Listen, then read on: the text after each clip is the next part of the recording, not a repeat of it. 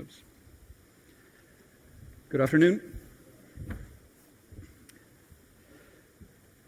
You may know Sheikh Yamani, the former OPEC oil minister. He has this very famous quote which says, "The Stone Age didn't end because we ran out of stone. And similarly, the oil age is not going to end because we run out of oil." And this was something he said in the 1980s. And it is going to happen. It is, in fact, happening right now. And it's happening for two reasons. The first is increasing environmental awareness. And speaking of that, these are my two kids. This is my son Tomas on the right, and my younger son Enrique on the left. We live in Spain, along with our two idiot dogs. And when my younger son was born, Enrique, he had serious issues with his lungs. He was hospitalized many times, and a lot of it was to do with air quality issues. And a lot of the issues around air quality have to do with energy production, industry, and transportation. So this is something I feel very personally strong about. This is the trip I took yesterday. So I wear this little air quality sensor all the time. And it measures 5 different types of pollution: PM1, PM2.5, PM10, NO2, and VOC. And this is the trip I took yesterday from the airport here in Istanbul down to my hotel. And you can see the amount of pollution is rated at very high, with an air quality index of 111 for PM1. And to put that in context, anything over 50 is considered dangerous. Now, Istanbul is not unique in this by any respect. This is a trip I took on Saturday to go shopping in Seville, where I live. Went from my home to the city center, and you can see it's even higher for PM2.5. It's at 135. So not unique to Istanbul by any means. I mentioned increasing environmental awareness was one reason why we're moving away from oil and gas and fossil fuels in general. The other reason is even more sustainable because it's financial. So it's long-term more sustainable. This is the cost curve for solar panels across the last 40 years. It falls 20% with every doubling of installed capacity. And it didn't stop out here in 2013. Sorry for the quality of this graph. The yellow circles are prices for auctions for power purchase agreements for solar. The blue circles are power purchase agreement auctions for wind. And the dotted heavy black line here is the cost of fueling an existing gas plant. Now, when you consider that the yellow and the blue are the cost of going from greenfield to operating plant included, it now is cheaper today. This is global data, so it's cheaper in many regions today to build net new wind or net new solar compared to just fueling an already existing gas plant. This is a landmark moment. And you can see the gas price is staying roughly similar. The price for wind and solar keeps dropping. Wind has dropped 50% in price since 2012. Solar has dropped 80%, and they're falling through what economists call the experience curve, and also from economies of scale. And the economies of scale are only going to get better and better as the price keeps falling. They become more attractive.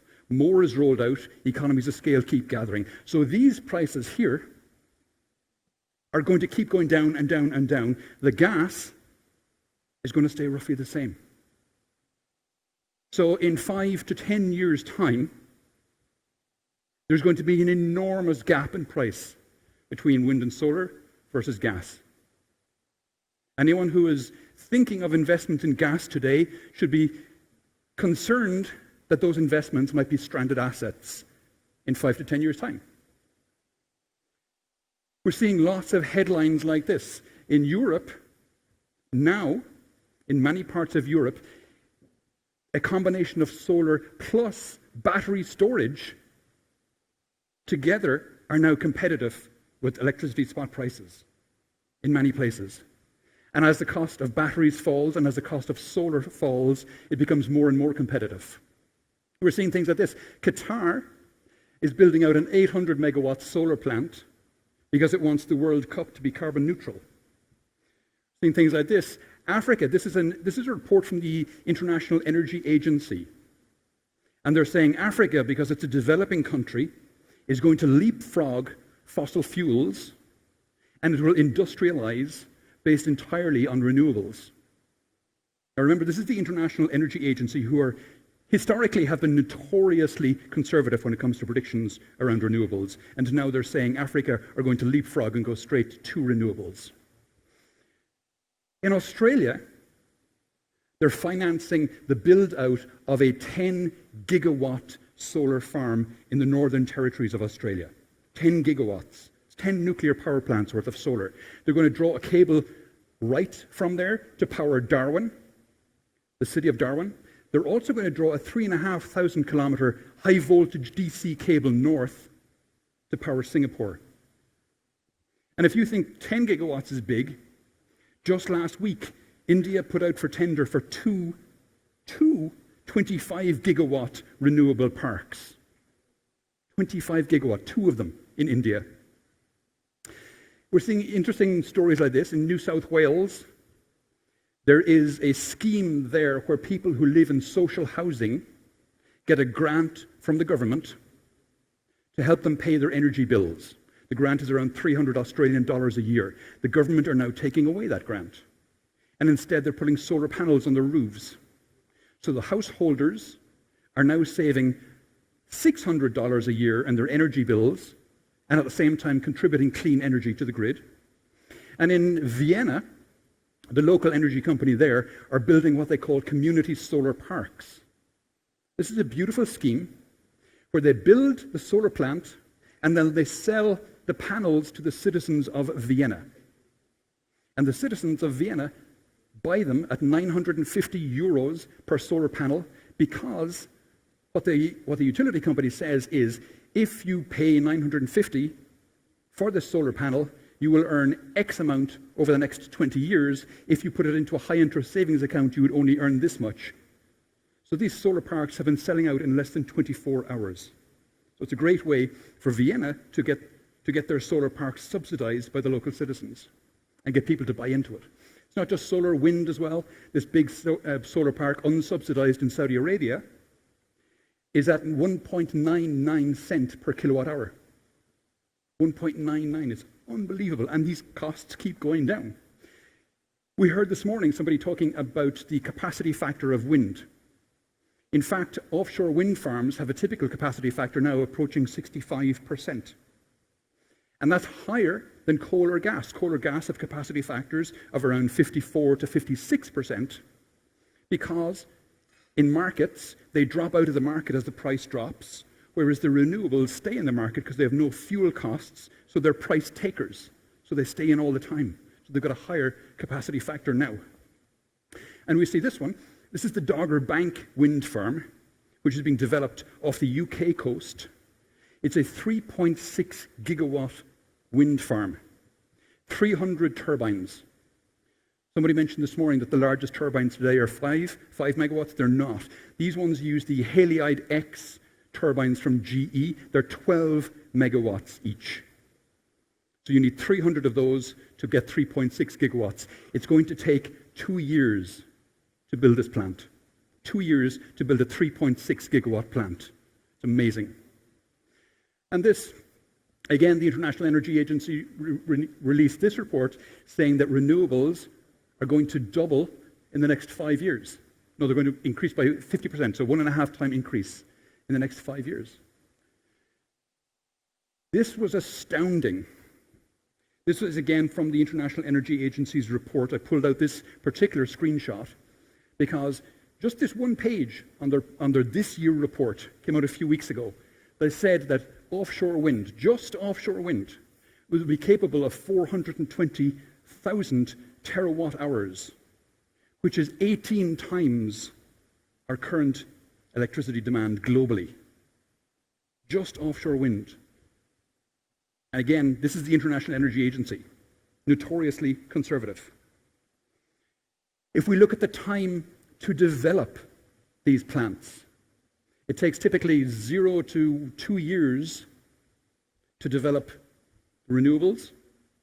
It takes 6 to 12 to develop gas, coal, and nuclear. So because they're faster to develop, because they're cheaper, we see the trend here, the green bars here are renewables going up, and the brown and orange are the fossil fuels going down, down, down, down, down.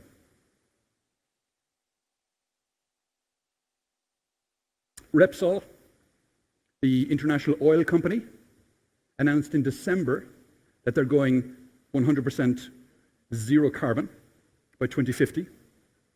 They were followed a couple of weeks ago, the 12th of this month, 2 weeks ago, by BP, saying they're going zero carbon. These are seismic changes in the energy industry. And then we see things like this. RE100 is an organization of large energy buyers who have committed to or have already gone 100% renewable in their supply. So they've committed to only buying 100% renewable energy. And we in SAP, I'm proud to say, are one of those companies in RE100. We've been sourcing 100% renewable energy completely since 2014. I mentioned battery storage. Battery prices have dropped 87% since 2012. They drop about 20% per year, and it keeps growing year on year on year on year on year. Again, economies of scale plus the experience curve. And this is data from Bloomberg. They talk about it dropping down to about $62 per kilowatt hour. So it's just going to keep going. And that has huge implications for the energy industry because grid scale storage is now economically viable. It's not just that the energy price of these batteries is falling, but the energy density of them has tripled since 2010. So the batteries become more energy dense, they can hold more energy, and they become cheaper to buy. So we see things like this. This is the Tesla battery park it's the Hornsdale Battery Reserve in South Australia. Currently the largest operating battery plant in the world. It's at 100 megawatts today. This is a report from AEMO, the Australian Energy Market Operator, talking about that battery plant. And they say, look, this red line is what we asked the energy providers to give us in terms of frequency services. The black is what was delivered to us by a thermal plant, whereas when we gave the same request to the battery plant, it gave us within milliseconds exactly what we asked for. So the Australian Energy Market Operator is absolutely delighted with that battery plant because it gives them within milliseconds at a fraction of the cost and zero carbon this kind of frequency response services. And it's now, because it's doing so well, it's being increased from 100 megawatts to 150. We're seeing, because of that, in New York, here in Queens in New York, they're now going to build out a 2.5 gigawatt hour battery plant. And it's going to replace 3 gas plants that were going to be built there. So they're shifting. We're seeing similar things in California. The California Public Utilities Commission is now mandating to the local utilities, do not build gas plants, build battery plants instead. Next Era Energy, largest energy company, largest electricity company in the US, their CEO has now gone on record as saying that the combination of batteries and renewables is better than coal, gas, or nuclear. We get interesting things happen when you have markets with a high penetration of renewables. This is the day-ahead price in Germany of electricity. There are times when you have renewables that the cost of electricity goes negative. And of course, if you have a battery plant and the price of electricity goes negative, that's awesome because you get paid to take in the energy. And then when the price goes back up again, you get paid to give it back out. That's on the wholesale market, but in the UK, they actually expose that to the retail consumers, you and I. So in the UK, there's been several weekends, obviously it happens at weekends, there's been several weekends, this one was on the 9th of December last year, where consumers at home were paid to consume energy because there was an excess. So people were putting on their washing machines and things like that because they were paid to do it. It's a completely different world. And because of all that, this is the projected market for lithium-ion batteries just for stationary storage, not for transportation, not for anything else, just for stationary storage. We're here today in 2020. This is a market, and I hesitate to use the word when talking about batteries, but this is a market that's going to explode. Another Tesla story, they're installing their Powerwall batteries on 50,000 homes. This is a 14 kilowatt hour battery plus solar panels on 50,000 homes in Australia. And those 50,000 homes with the battery and the solar panels are becoming micro generators. And they're connecting those 50,000 homes to the grid through a single interface so that they become a virtual power plant. It's already just 1% complete. They only have it, no, it's 2% complete. They have it on 1,000 homes at the moment, and it's already saved the grid. When a coal plant dropped out of the grid last December, when it tripped out, this 1,000 homes stepped in and gave energy to the grid from the batteries so that the grid didn't fail. I said for a long time that Tesla were going to do this, but I thought they would do it with their cars. They'll do it with the cars as well, make no mistake, because the cars have 80 kilowatt hours in their batteries, not the 14 in the house. It's just that they're not stationary, so it's harder to build a virtual power plant with them. But last year they sold 360,000 cars. 360,000 with 80 kilowatt hour batteries. That's 30 gigawatt hours of storage in 1 year. Next year they'll sell 500,000, and it'll keep going up. And they're all connected. So these cars will become virtual power plants as well. And it's not just Tesla who are a car company transitioning into energy. This is from Nissan's page. Nissan are now selling solar panels, batteries, and combinations of solar panels plus batteries. Daimler have their Daimler Energy Company. Elli, E-L-L-I, is a company that's 100% owned by Volkswagen. Now we know Volkswagen have, shall we say, reputational issues in this space. So they are going, Winston Churchill said, never let a good crisis go to waste. So in this case, Volkswagen, because they have these reputational issues, have decided to go completely the other way. This company is selling 100% green energy. They're also selling chargers. They're also selling cars, so they want the whole ecosystem to be there. You buy your car from them, it's 100% electric. You get the charger from them, you get the energy from them, the whole thing. Sonnen are an interesting company out of Germany as well, bought recently by Shell. And Sonnen are now selling electric cars on a subscription basis. So you pay a monthly fee, you get an electric car, you get a home battery, you get a photovoltaic system, and with the car you get maintenance included, you get insurance included, and I don't know how much it is per month, it probably depends on the vehicle. But it's a whole new model for them as well. Shell, I talked about a second ago, Shell have publicly said they want to be the largest electricity company in the world by 2030. And they've gone a long way down that road by buying several large utility companies in Australia, in the UK, and in the US.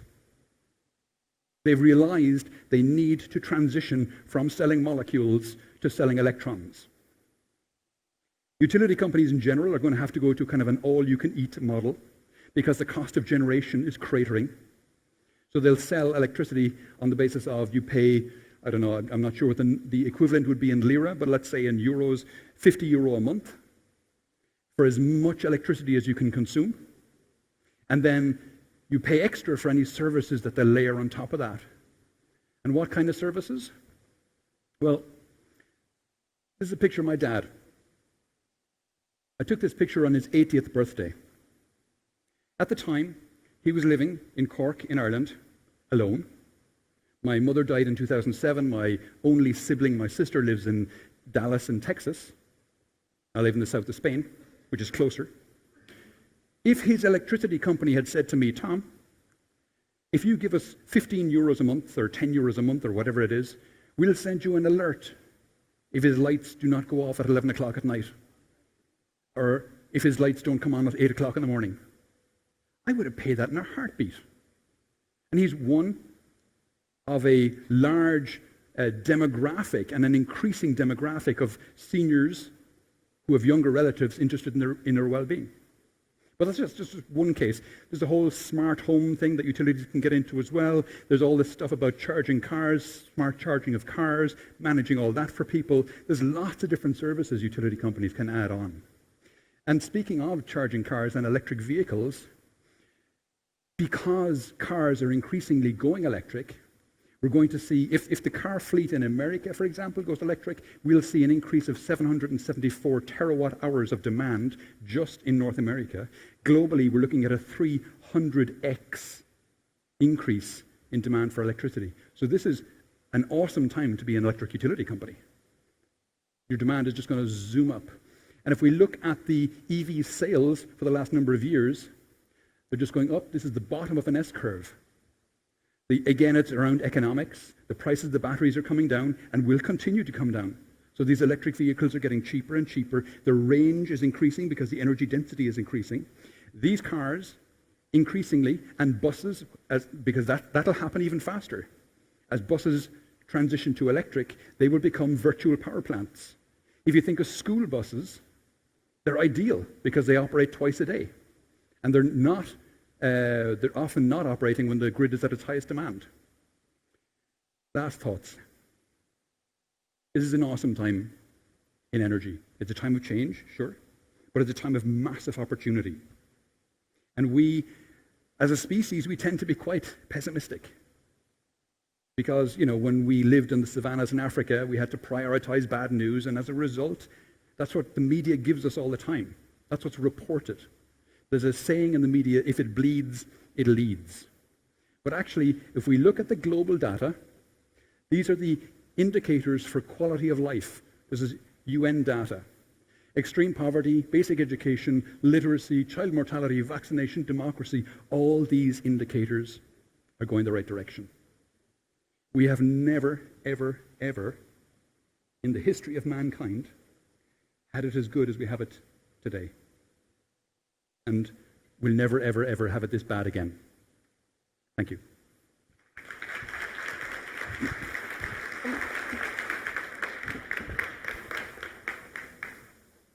Tom Raftery'e konuşmalarından dolayı teşekkür ediyoruz. Thank you very much.